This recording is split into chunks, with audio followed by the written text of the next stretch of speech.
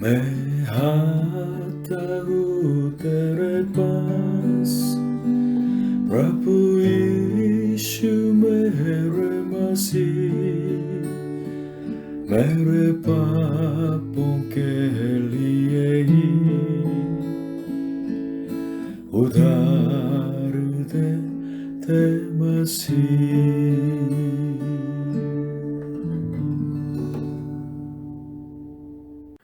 Hallelujah. प्रभु यीशु मसीह जी आप सभी को आशीष दें।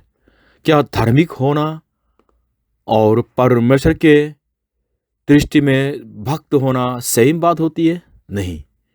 धार्मिक होना और भक्त होना अलग अलग है।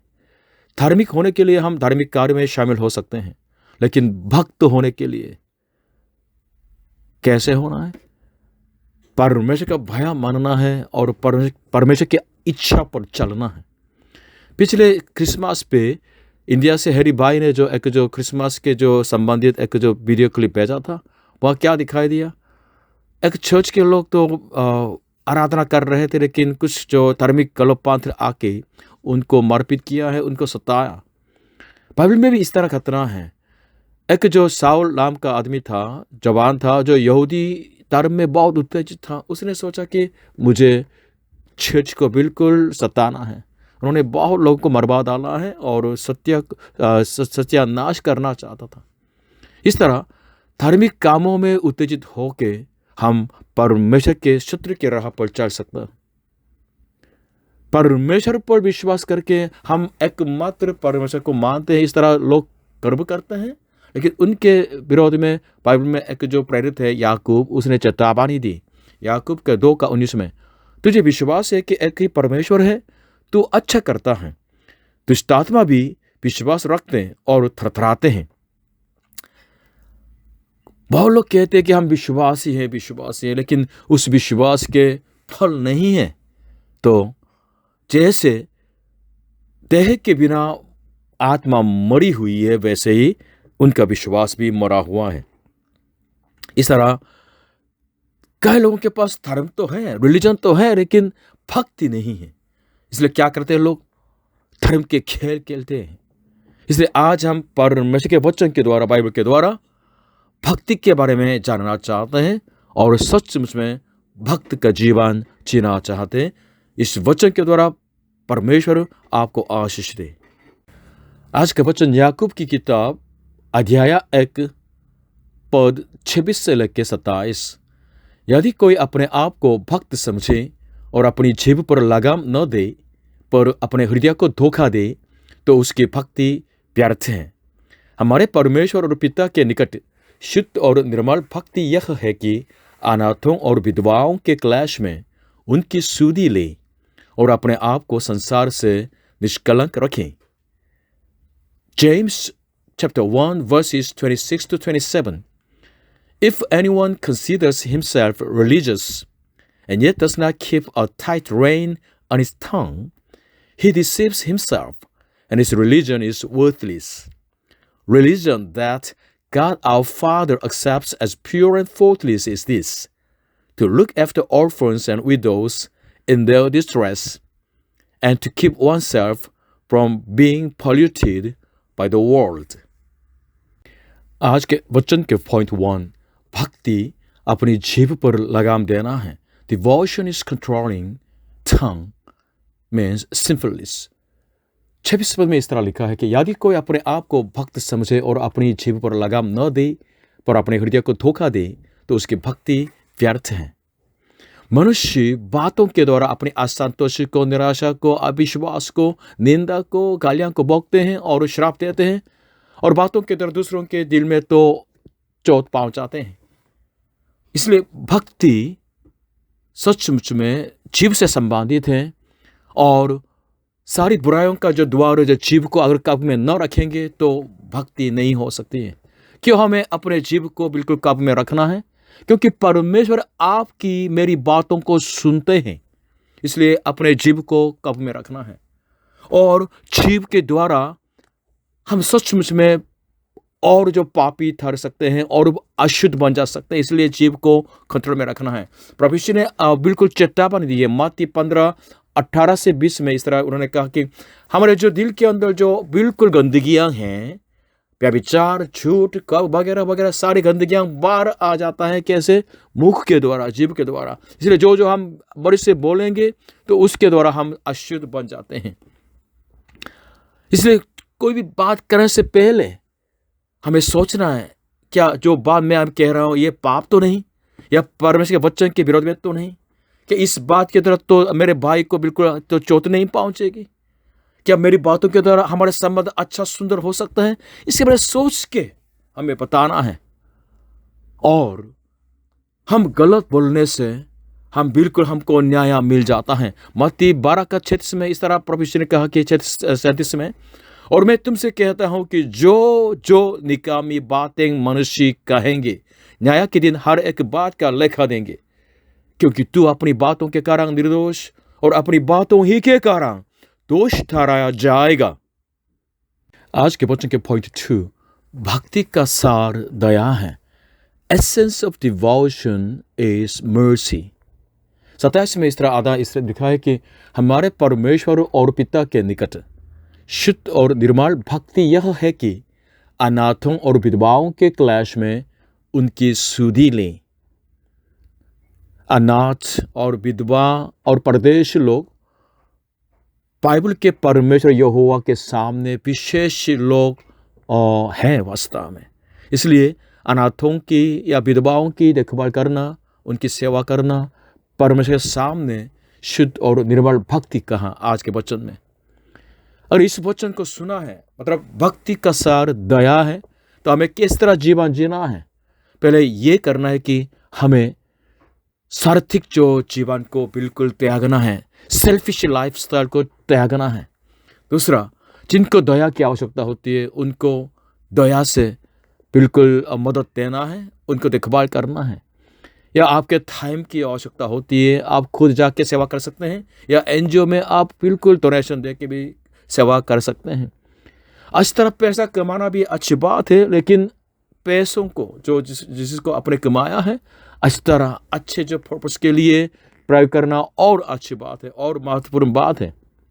भक्ति क्या है? भक्ति वो जीवन है जिसमें सच में परमेश्वर की दया को दिखाना है, जिनको दया की आवश्यकता होती है। इसलिए मत्ती के किताब 9 का 13 में बाइबल में इस तरह परमेश्वर ने कहा कि सो तुम जाकर इसका अर्थ सीख लो कि मैं बलिदान नहीं परंतु दया चाहता हूं, क्योंकि मैं धर्मियों को नहीं परंतु पापियों को बुलाने आया हूं। दया को प्रकट करने वाले भक्तिपूर्ण जीवन सचमुच में हमको परमेश्वर के न्याय से बचाता है। याकूब की किताब 2 का 13 में इस तरह लिखा है, क्योंकि जिसने दया नहीं की उसका न्याय बिना दया के होगा। दया न्याय पर जयवंत होती है। आज के बच्चों का पॉइंट 3, भक्ति संसार से दुष्ट नहीं होना है। Devotion is not being polluted by the world.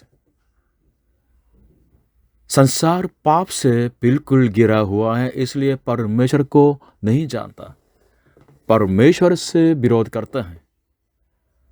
इसलिए जो संसार से प्यार करता है तो परमेश्वर का प्रेम उनके अंदर नहीं है, और वे लोग खुद परमेश्वर से प्रेम नहीं करते। इसलिए लोग धार्मिक हो सकते हैं लेकिन बिल्कुल सांसारिक भी हो सकते हैं।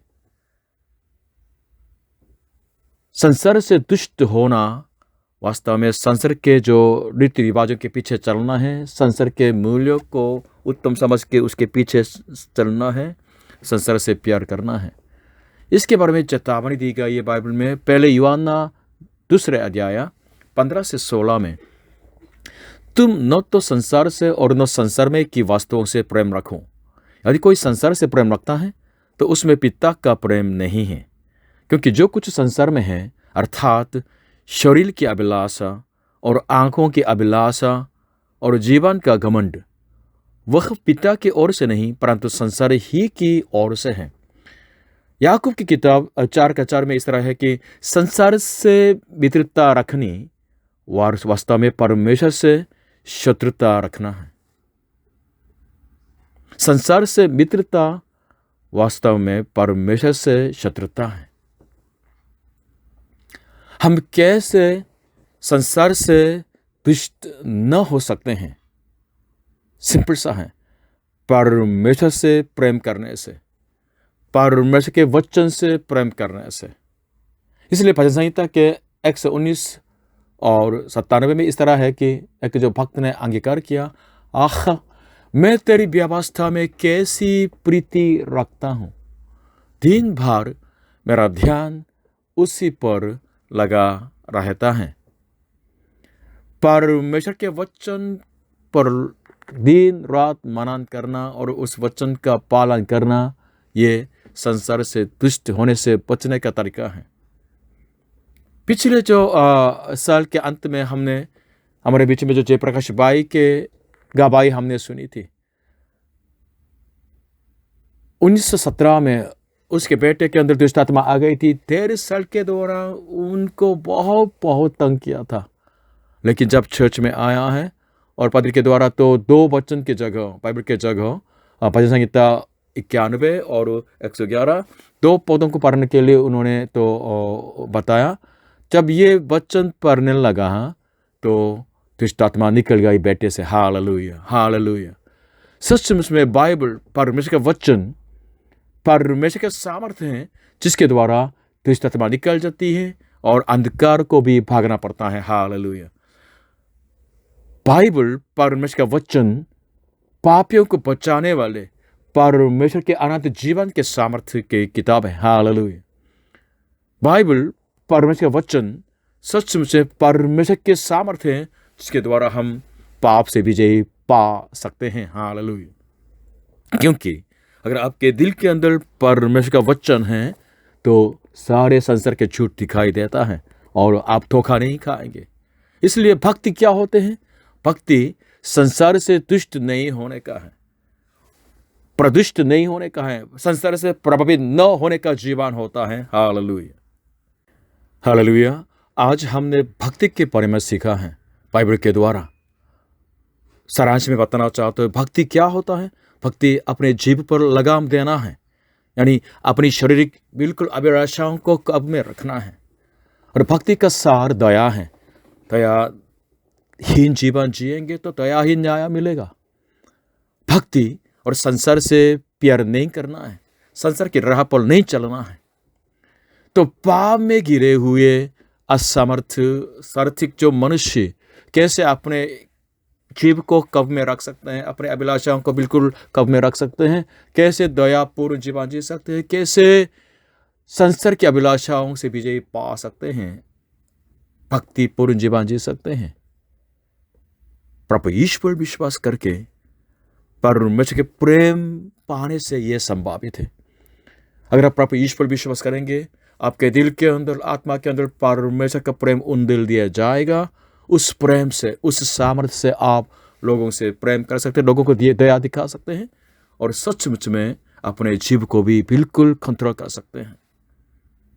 सर्वशक्तिमान परमेश्वर के वचन से प्यार करने से, उनका पालन करने से यह संभावित है। पापी मनुष्य कैसे संसारिक अभिलाषाओं का सामना करते हुए भक्तिपूर्ण जीवन जी सकते हैं? प्रभु ईश्वर विश्वास करने से।